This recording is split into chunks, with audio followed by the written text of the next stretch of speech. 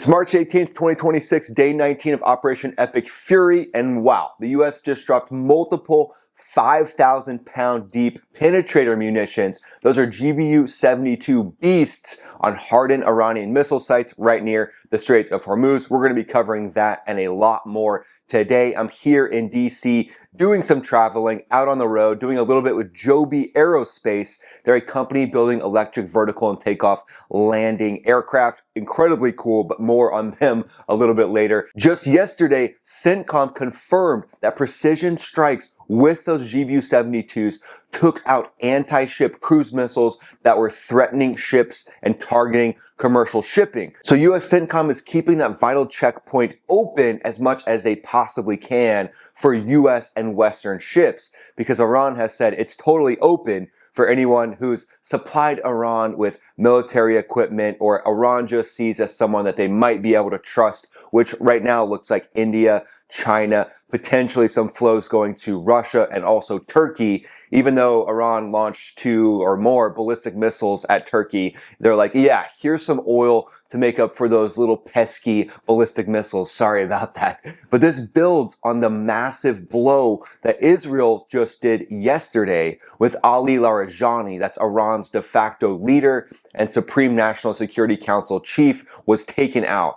Plus besieged commander Gholam Soleimani in overnight strikes in Tehran.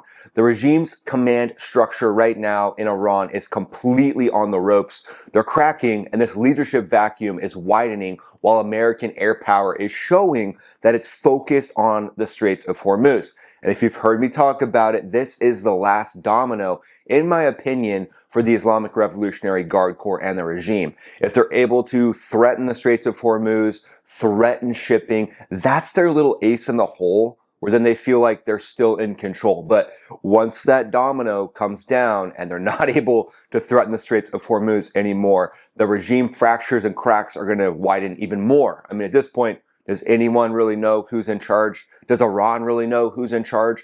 This is when the internal fracture can really start to crack down any last remaining hardliners in the top leadership structure. And who knows, this could lead to some sort of a revolution where at some point those top level members of the IRGC are like, yeah, we kind of see the writing on the wall. The life expectancy for a new Ayatollah or a commander of the Basij or IRGC isn't very long right now, if you haven't noticed.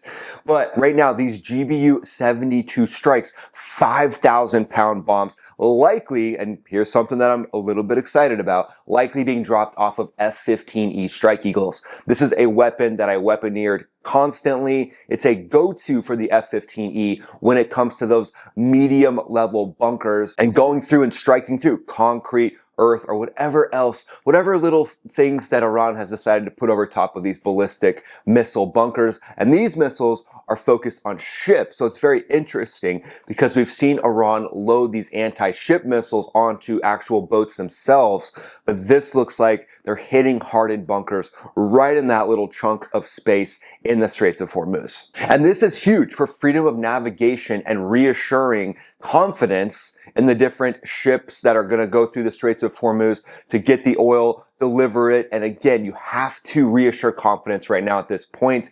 We've got the MEU, the 2,500 man strong MEU, Marine Expeditionary Unit for you acronym lovers, that's on its way. And that might be preparing the battlefield for those Marines. The actual strikes coming down from those GU-72s could just be getting this area of land ready for the Marines, not necessarily to put boots on the ground there, but to do what they do and operate amphibiously through that entire chunk of waterway. But this would be huge if these GBU-72s are now starting the ripple effect of taking down any hard power that Iran still has left. I mean, taking down those ballistic ship missiles is obviously huge. That's massive.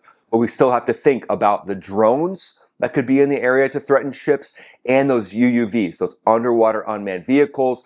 And likely striking down those UUVs is going to be the specialty of the MEU once it gets into town. Basically, it's like daddy's home. The MEU is walking in, gonna just take care of those UUVs. That's the goal, but stick around because we're gonna dive into how these GBU-72s show the new US strategy with the Straits of Hormuz. Let's dive to X right now for some more breaking news. So this is the actual post that we're focused on today from CENTCOM. It happened yesterday, but about 12 hours ago from the time of this video being produced. It says, hours ago, U.S. forces successfully employed multiple, not just one. When one GBU-72 isn't enough, do multiple. Multiple 5,000 pounders are way more of a crowd pleaser than just one. They employed those 5,000 pound deep penetrator munitions on hardened Iranian missile sites along Iran's coast near the Straits of Hormuz. The Iranian anti-ship cruise missile in these sites posed a risk to international shipping in the Strait. And it shows us that chunk, that swath of space right there, that 21-mile wide crucial waterway is likely where those missiles were. Now, we don't know for sure if this is where the missiles were or if this is what they were threatening. Because again, there could be different missile sites throughout Iran itself, 2.5 times the size of Texas, where those missiles could actually be. But this is the area of concern. This is what needs to be locked down. And then Iran is vowing revenge for Larijani. They're basically saying they're going to do, all these massive things. They have launched a few more missiles. That's kind of one of their biggest things. They have hit some ports and some of their Gulf partners. So again, Iran isn't a slouch. And they still have some of this potential to execute proxy type warfare. But let's get back to this massive strike. The US military executed the high precision strikes on those fortified Iranian missile positions that are hugging likely along the coastline right there in the Straits of Hormuz.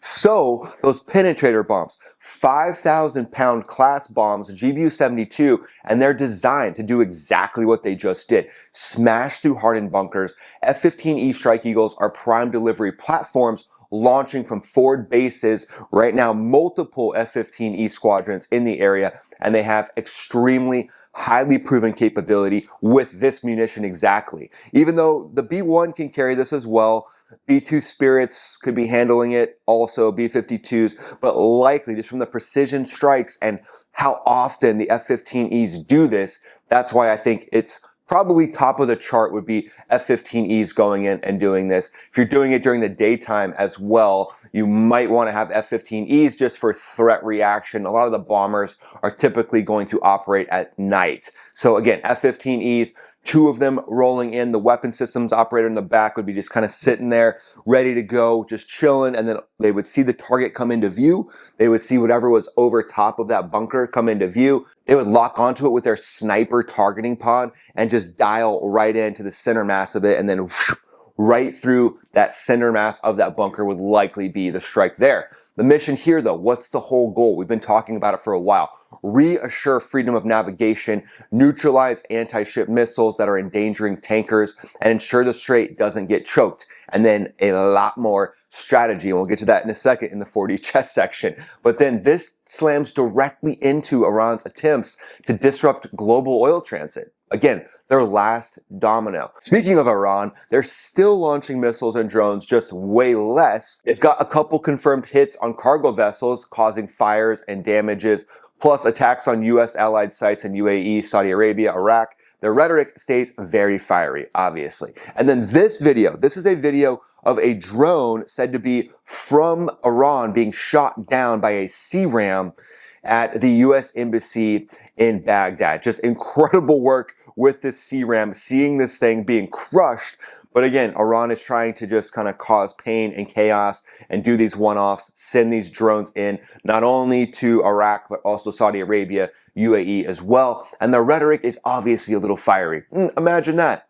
There are officials in Iran who's ever in charge at this point. I mean, I don't know, is it essentially like the water boy who's like bringing water to the regime meetings? He was like pouring the water, and then all of a sudden they're like, hey, yeah, put down that water, come on in, you're now in charge of everything. You're basically the last one left. But the numbers don't lie, the scoreboard doesn't lie. A 5,000 pound deep penetrator cratering in their missile sites, each one punching in deep into hardened threats that are threatening the Straits of Hormuz. And now less of a bargaining chip to do that. The Strait of Hormuz, 20% of the world's oil, will likely, in my opinion, be being prepped right now for the arrival of the MEU, the Marine Expeditionary Unit, with President Trump trying to push allies to try to help secure the strait.